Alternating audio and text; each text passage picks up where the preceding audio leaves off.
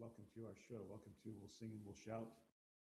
I am your host, Steve Hansen. We are live here at the Cape Hanwha Hotel on Phuket, Thailand.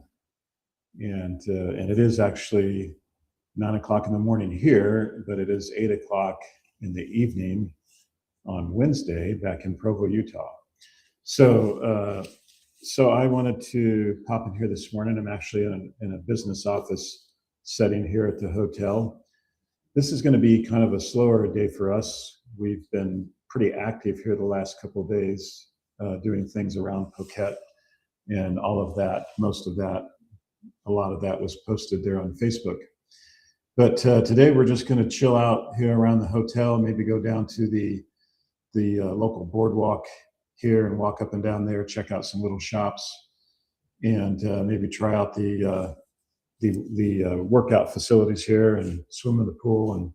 But we have tomorrow morning we will get up and leave here about 6:30 in the morning, and we will go to the airport in Phuket, which is about an hour and a half away, and then we will fly to Bangkok, and then we will transfer over to the international side of things. And we will fly to Taiwan, and we'll hang out in Taiwan for an hour and a half, 2 hours or something. And then we will fly from Taiwan to LAX. And that will be about a 12-hour flight. And then we will spend a very short night. We will get in at 10 p.m. and leave there at 5:45 a.m. So we will spend a very short night there at LAX at the airport hotel. And then we'll fly home to Salt Lake City, and we will be back home Saturday morning, maybe 9 or 10 a.m. or something. So we've got a long journey ahead of us here tomorrow. That I don't want to say we're looking forward to it, but that's how we'll get back home. So I wanted to share a few things. My fasting has actually continued to go really well on this trip. But my eating window has moved around a lot. I've had to be really flexible with this program, particularly on this journey here. In fact, when I got to Phuket here, I thought, you know what, I might just throw the whole fasting thing out the window for a few days. I'm on vacation. I've done so well for 8 months. I think I can throw that out the window for a couple of days and not get too worried about it. But my body simply wouldn't let me do that. My body's like, no. Like yesterday morning, I got up and thought, okay, I'm going to hit that breakfast buffet before we go on that excursion. And my body was just like, no, I'm not. We're not going to do that. I'm not interested in that. So it's kind of interesting how when you build up, obviously you can build up bad habits that can take you in a lot of negative places. But you can also build up good habits, and that's what was kind of happening to me here. Is my body's just like, no, we're not going to go down that road. So, but my fasting has been going really well generally, and I continue to just feel so good. What a blessing it is to get up and feel good. And I'm not somebody who has spent a lot of time feeling ill or sick, although I have at brief periods of time in my life. But I've never felt as good as I have these last 8 months, and that feeling just doesn't go away, and it just causes me to want to sing and shout, and I'm excited to share that. And I never imagined that I would jump in here and be someone who would feel like I was in a position to offer advice or coach other people in regards to weight loss and health and well-being. But the information, the transformative experience that I've had, and the information that's come my way has caused me to feel that way. Has caused me to say, you know what, this is really powerful information. This is really powerful. This has been a real powerful experience. I feel not only an opportunity, but an obligation to share this with others, because there are so many people out there who are suffering, much like I was, much like I have been. And although I don't have any particular training in this, and I don't have a degree in any of this, I do have 59 and a half years of experience of what it feels like to live in a mortal body. And I have 42 years of experience that's been documented very carefully in my journal. And a lot of that stems from how can I feel better? How can I be healthier? How can I get in better shape? How can I accomplish more of my physical goals, along with a lot of other things that go on in my journal? So I do have actually a lot of experience with these things in my own personal life. And I can tell you that most of us are pretty much made the same way. There are some exceptions to that, and we need to be aware of and careful with those. But for the most part, we all operate pretty much the same way. The things that are working for me are going to work for most other people. And I've already had that experience of being able to help out a number of people and seeing amazing results, much like mine have been, by understanding some simple principles and getting some simple help. Um, so that's part of, very much what I feel is my calling and my mission now, is to share this experience, to share this information, and to lend support to people who want to change and transform their lives and be healthier and happier and just feel good and even to feel great every day. What was interesting for me is when I started this experience back in the middle of July, and I started using the two simple nutraceuticals that I use, I didn't really understand what I was experiencing. I was just experiencing it. And I was fasting 18, 20 hours a day. And all of a sudden, I found myself losing weight in a way that I had never lost weight before. To me, weight loss was always about calories in, calories out, eating better and exercising more. And I worked that game for so many years, 42 years, 43 years, really. 43 years I worked those games, and I saw moderate success with that. I mean, there are certain principles there that apply. But all of a sudden, last July, I came across a protocol, a program, all natural nutraceuticals that supported my intermittent fasting that I was already trying to do, was already familiar with how powerful that could be. But all of a sudden, I was able to ramp up my fasting to where I was fasting 16, 18, 20 hours every single day. And it was like so amazing. And as I did that, the weight just began to melt off because I was getting myself into that fat burning zone nearly every day for a few hours. And as I would do that, and I would try to eat moderately during my eating window, I experienced an amazing transformation. I lost 40 pounds in about 120 days. And that was something I had never experienced before. And again, that was all natural. That was not based on any type of synthetic GLP-1 shot. That was not any special diet. I would eat the foods that I would normally eat. I would try to make good choices, but I would eat the foods I would normally eat. I would exercise in the ways that I would normally exercise. What I found as I was fasting and I began to lose weight, exercise no longer became something that my body kind of dreaded. But as I was feeling lighter and I was feeling more energy, I began to actually really look forward and enjoy the exercise in a way that I hadn't for a long time. That was also a really interesting part of that experience. But I lost those 40 pounds without really understanding, without really a deep understanding of exactly what was going on. And one of the things that I learned by reading Dr. Fun's book, I first read The Obesity Code, which came out about 10 years ago.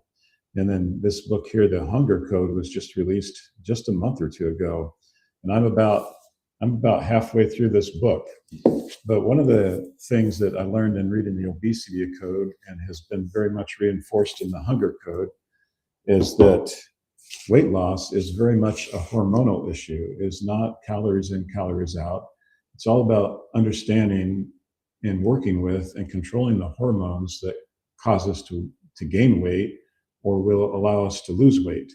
And while there are a number of hormones involved in that and a number of interactions going on there, the biggest, without question, the one that has the overbearing influence on all of that, is the hormone insulin. And up until I began to read and study this, I really didn't even know that insulin was a hormone that my body created. I thought insulin was something that people with diabetes took, which it is. But I didn't realize that insulin was a natural hormone that my body creates.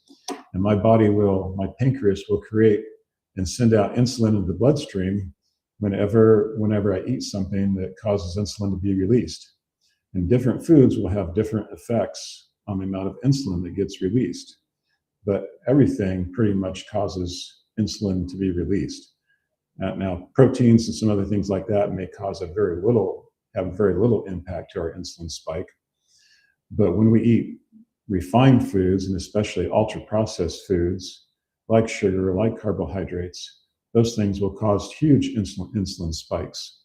And when we eat those things on a regular basis, and we do that all day long, as a lot of us do, we find ourselves eating and snacking pretty much throughout our waking hours, then we continue to keep our insulin levels high. We continue to spike that insulin and keep that glucose level high. And when the insulin is high and energy is available, we are going to gain weight. It doesn't matter who you are, what kind of condition you're in.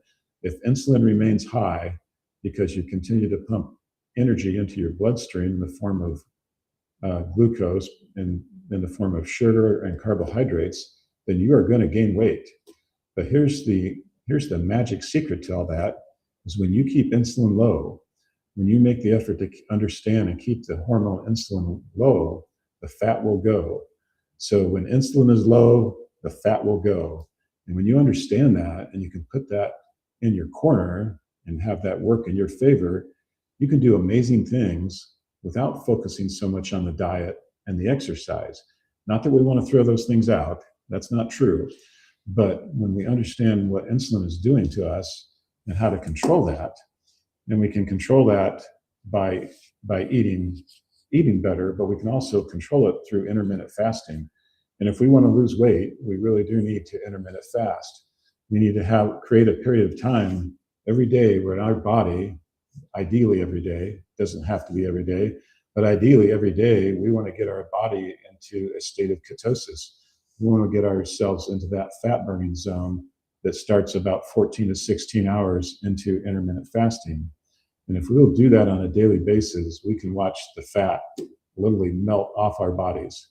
And that is exactly what I experienced before I even understood what I was experiencing. And so that's my weight loss message here this morning from Phuket, Thailand, is that it is insulin, specifically the hormone insulin, that causes us to gain weight. There's a lot of other factors going on here, but if we can understand that one, if we can take control of that by intermittent fasting, by not eating all day long, but keeping our eating window limited to maybe 2 meals a day, not snacking in between, making good diet choices. We don't have to be perfect. We can have some dessert.